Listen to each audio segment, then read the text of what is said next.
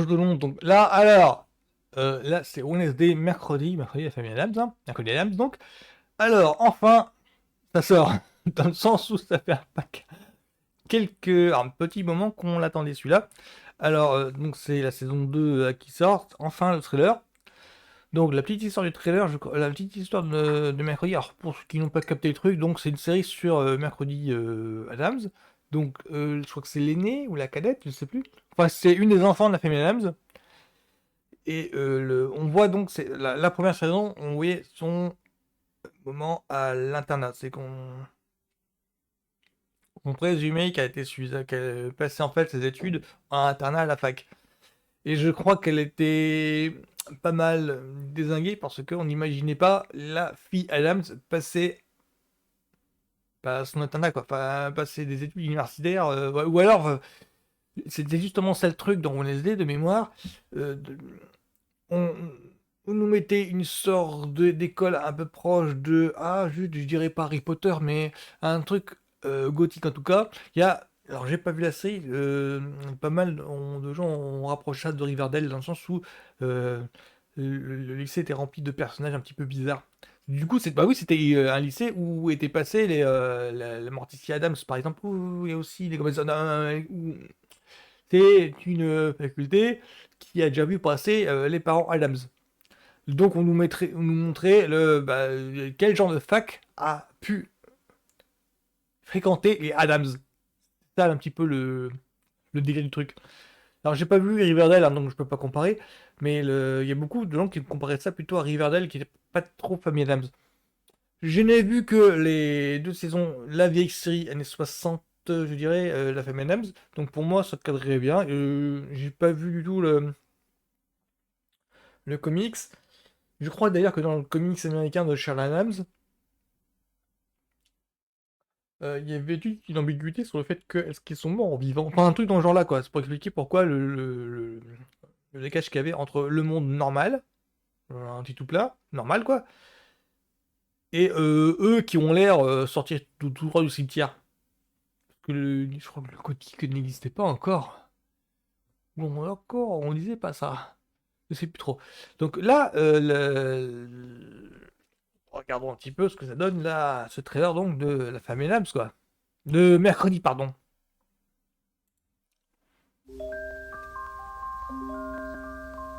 Raindrops on Ouais. Là, Ortega. roses and whiskers on kittens, bright copper kettles and warm woolen mittens, Autre chose sur votre personne? brown paper packages tied up with strings. These are a few of my favorite things. Vous pouvez m'expliquer ça? Sérieusement, de la crème solaire?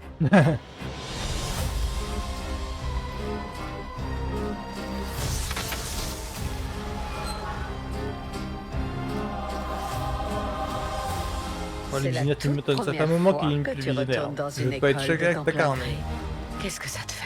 Ah, c'est comme pas en veillant vrai? sur la scène du Je me crime. souviens pas qu'il était dans la saison 1. Salut, coloc. Je sais déjà où sont enterrés les cadavres.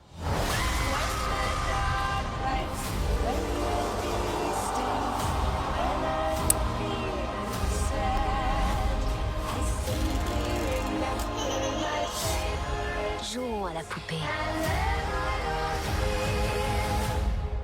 En vrai, je la trouve un peu flippante, mais ses boucles sont super douces parce que ce sont de vrais cheveux humains.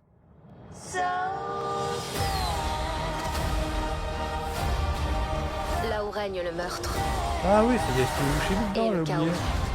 il y aura toujours un Adams. Chaque famille a ses secrets obscurs mercredi.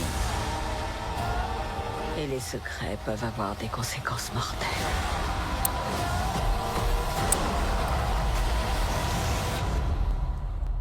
Inutile de t'inquiéter pour moi, mère. Je suis toujours meilleure dans l'obscurité. 10 août, ok. Ils ont découpé ça en deux parties, c'est ce que j'avais bien compris. Ouais, bah, j'avais pas vu. Alors, ouais, il y a un des. Je crois qu'il y a Steve Buscemi qui est dedans. Alors, Steve Buscemi, c'est. Alors, pour moi, c'est Fargo, c'est un habitué des frères Cohen. Scaphandre mêlé. Ah, un truc connu où il a joué dedans. Les Ailes de l'Enfer, il a joué un tueur en série. Rock, il joue. Oh, zut, pour moi, c'est Steve Buscemi, c'est un acteur habitué du cinéma indépendant, des frangins Cohen. Et régulièrement, il s'appelle à cause dans des films, dans les gros blockbusters. Mais j'arrive pas. Enfin, ça s'appelle Steve Buscemi. Je sais qu'à une époque, en fait, il était très sollicité. Maintenant, un petit peu moins, je dirais. Mais enfin, c'est une gueule, quoi. Et on l'a pu le voir là. J'ai pu le reconnaître là. Sinon, alors, j'ai l'impression que c'est plus porté sur l'enquête en elle-même. Je sais qu'il y a une critique qu'on faisait souvent sur la première saison, c'est-à-dire que la critique en question, c'était il y a trop d'intrigues amoureuses, ça ressemble trop à un truc pour ados. Ah bah là, ils ont écouté le truc, ils ont opté. Là, il n'y a pas l'air d'avoir d'intrigue vraiment historienne, sentimentale, ce qui n'était pas crédible d'ailleurs, je pense. Oui, il y avait une histoire sentimentale. Mercredi, il y avait s'amouracher. Enfin, c'était plutôt un mec de la fac qui s'amourachait de Mercredi. C'était pas réciproque. L'humour venait de là. L'humour venait que le mec est accroché sur Mercredi et que c'était pas réciproque. Ce qui était normal. Parce qu'on voyait. Enfin, moi perso, je ne voyais pas comment. À quoi qu'ils ont peut-être fait dans le deuxième. Ça raconte peut-être des conneries. Il me semble que dans le deuxième, c'était un des points. Enfin, il y avait une des intrigues relatives à Mercredi Adams. Dans le deuxième volet, les Very Family Adams. Où ils avaient bien réussi le truc de mettre le. Il y a un mec à la colonie de vacances que fréquente Mercredi, Mercredi Pugsley. Il y a un mec qui croche sur Mercredi. Enfin, malgré lui, quoi. Malgré lui. C'était ça. L'humour, l'humour du film, c'était que le film en aiguille, ça finit en romance. Malgré eux. Et dans la saison 1 de Wednesday, bah. C'est gros comme un camion que les deux allaient finir ensemble. Mais dans le genre où le mec accroché sur Mercredi et que même pas deux, trois épisodes, oui, ok, il va y avoir une romance avec Mercredi. On sentait vraiment le forcing sur ça. Ce qui était critiqué, et je comprends pourquoi. Et là, ils ont l'air d'avoir bien compris la petite critique et ils ont dit bon, bah, les romans, ça fonctionne pas avec le personnage, on va essayer d'éviter. Donc là, logiquement, ça devrait tourner entièrement autour d'une enquête, autour de cadavres et de qui a tué un tel. Je ne sais pas qui a. Je ne sais pas qui est le meurtre supposé. Donc moi, ça me donne envie. Mais j'étais déjà convaincu avec la saison 1. Alors, le truc qui me fait marrer, c'est par le visionnaire Tim Burton. Ça fait un moment que le mec est plus visionnaire, hein. Moi, je sais que c'est clivant parce que moi, Tim Burton, c'est donc le mec qui a créé Beetlejuice, le mec qui a fait le premier Batman avec Michael Keaton, avec Jenny Nicholson, Michel Pfeiffer et zut, Danny DeVito, voilà, Danny DeVito le pingouin, Michel Pfeiffer Catwoman.